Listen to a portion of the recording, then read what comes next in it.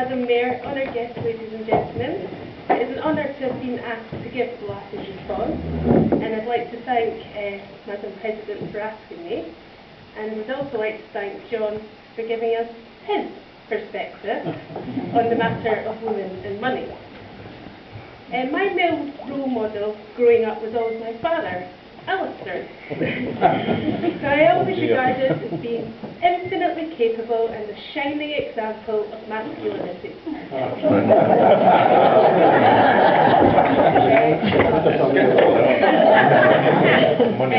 Then I grew up. Joking aside, I always find my father not to be as hopeless as most men. And I'd like to think that he would have just gone out and bought a flipping bread. But Madam President, being married to him, may disagree. John started his speech by suggesting that us women are expensive. Well, there's only one thing I have to say about that. We are worth every penny.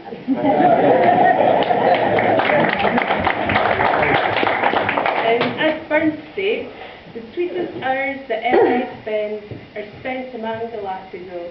There's naught but care in every hand of every hour that passes.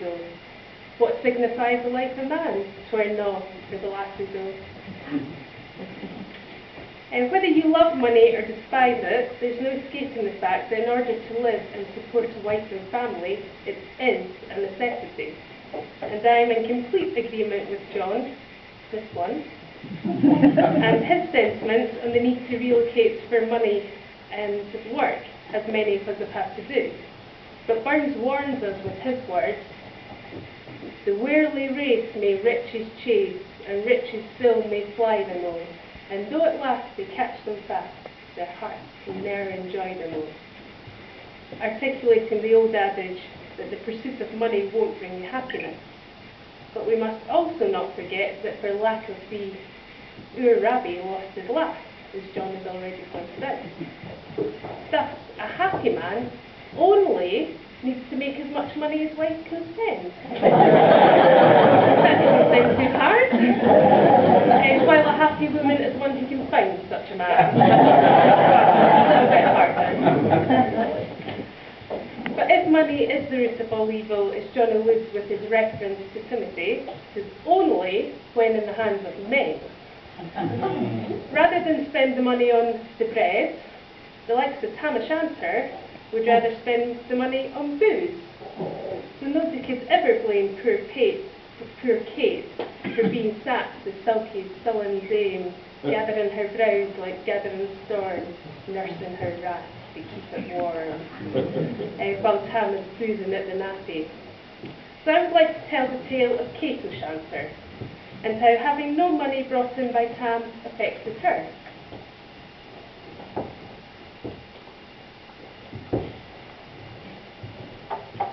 And where do you suppose was Kate when market days were wearing late, while Tam frequented wretched dives and fooled around with landlords' wives, and rode poor Meg through mud and ditches, and had an eye for handsome witches, when peeping Tam at Alloway, and yelled and gave himself away, and fled from there amid the din, while Maggie barely saved his skin.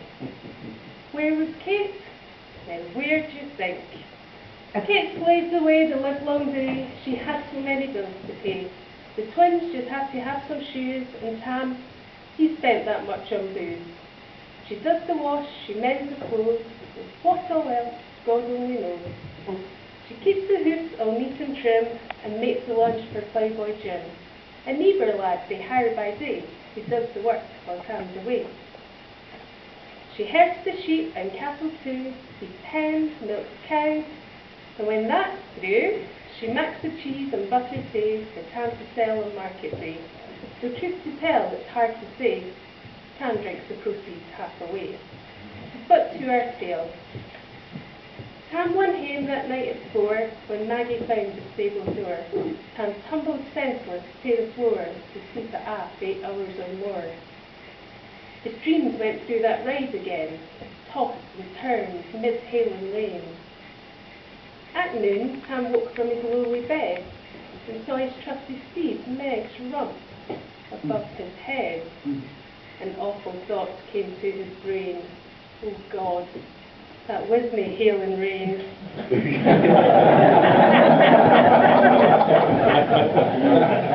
struggled slowly to his feet.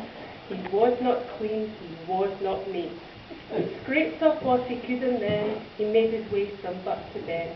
And stood some spinners. What the hell? Kate had gone, the twins as well, but she had left a note for him. I've sailed to Canada with Jim. And we expect to settle down in a nice wee farm near Saskatoon. Forgive me, Tam, and don't be sore. I just couldn't take it anymore. I have to find a better day before I slave my life away. Don't bash yourself about the swims. I might as well confess. They're Jim. Let's lay this tale of truth shall read, else man and mother's son take heed. Just try to live a sober life. Remember, Tam O'Shanter's wife. So, men folk, I hope you've learned from my response not to spend the money on the e-bombs, like Tam, and just to go out and buy the blasted bread. Lassies, please join me in a toast.